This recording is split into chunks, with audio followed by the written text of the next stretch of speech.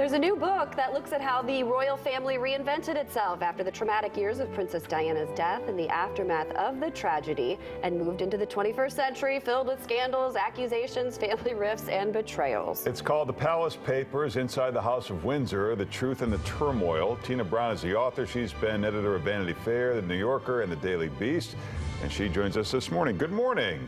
Good morning. Well, the real-life royal family, it seems like a Netflix series, and the Queen seems so on point and proper. Why and how do the wheels keep coming off on this operation after all these decades?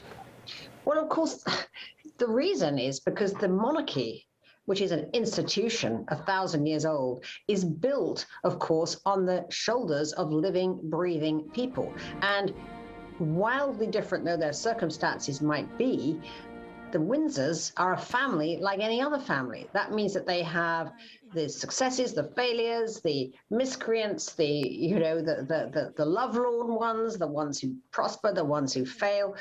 It is like any other family, but it's played out, in castles and and palaces, and with people who are watched every second of the day. And played out on The Crown on a Netflix special. Do you think that's renewed interest in the royal family and kind of made it even more out in the face of the public? I do, actually. I think that the Crown, the Netflix series, has sort of reimagined what it's like to be royal for a whole new generation. Of course, it's fiction, whereas my book is very intensely reported from fact, and but it's nonetheless dramatic for it. In fact, in many ways, more so. The Queen seems very remote. Is that just because she's gotten older, or is her role diminishing in British society? Not at all. The Queen has never been more adored than she has been for the last 10 years. And of course, it's coming to a giant climax at her 70-year celebration of her reign, an incredible amount of time, at the Platinum Jubilee, which is coming up in June, which will be the last moment that the British people can, in a sense, show their appreciation and love for a monarch who, frankly, except for that period shortly after Diana's death, when she, misjudged what the crowd wanted from her, she's really never put a foot wrong. It's been absolutely extraordinary. And it's because she has such a strong sense of who she is. The Queen never has to ask herself, is this right for my brand? She is the brand, right? Yeah. She's so authentic. She never has to ask that question of herself. I feel like one of the biggest, or the biggest scandal for this generation right now is obviously Harry and Meghan leaving the royal family. Can you talk about any insider info on that, like how the Queen felt about that? I know we've heard bits and pieces, but from your research, where does everything stand now, and how did that impact things? It was a huge hand grenade into the whole family structure. They really, really did not want to lose Harry and Meghan from the royal family because they felt that they were the most giant asset. I mean, Harry is, incredibly charismatic and charming. He started the Invictus Games for wounded veterans, which has been an enormous success. And Meghan, first woman of color in the royal family, there was an absolute desire to make it work. But unfortunately, really, Harry was much more fragile than people understood. And what really surprised me, actually, was that I was told by people close there that in many ways, they all thought at some point Harry might want to leave because he hated it. He actually hated the role that was being cast for him as the second younger brother who didn't have the destiny that his older brother had. And he just felt that he had no structure that he liked. He was just a sort of whirling dervish, essentially, who could not, after he left the army, sort of attain any personal happiness. He hated the scrutiny. He felt, sort of constrained. He felt diminished by the fact that he was the number two. All of these things. Actually, Harry was kind of a powder keg that was going to explode.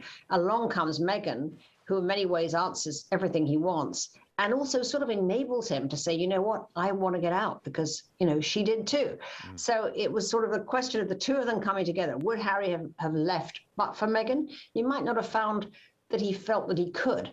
But with Meghan there, much more savvy, much more worldly, much more dynamic, essentially, than anyone else, in that royal lineup, she figured out a way to do it, and they did. And Kate Middleton seems to play the part so perfectly, yet there seems to be a lot of calculation on her part on being in the position that she's in. Is there something off-putting about that? Well, look, I've become very impressed with her, actually, as the more I reported on her. I mean, I do say that if they wanted to name a perfume for her, it would be Love and Strategy, right?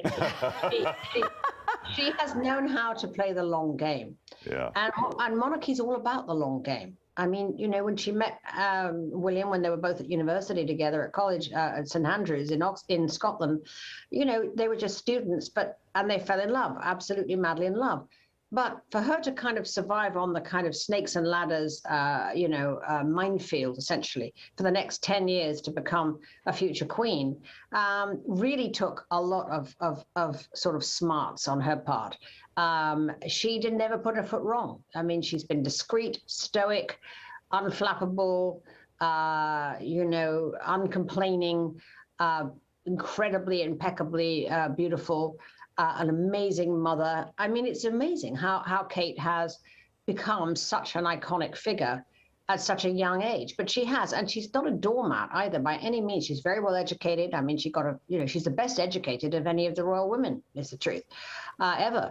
And so a woman of substance, you know. So I think they've been very lucky to have Kate. I don't think she's actually is off-putting when you really dig deep. You know, you have to admire she's a very warm family woman who manages to somehow unflappably play this role, which is quite a feat. Tina Brown with All the Juice. Thanks so much for joining us. You can check out more at tinabrownmedia.com. Also follow her on Twitter. Thanks so much, Tina. Thank you for joining us. Thank you.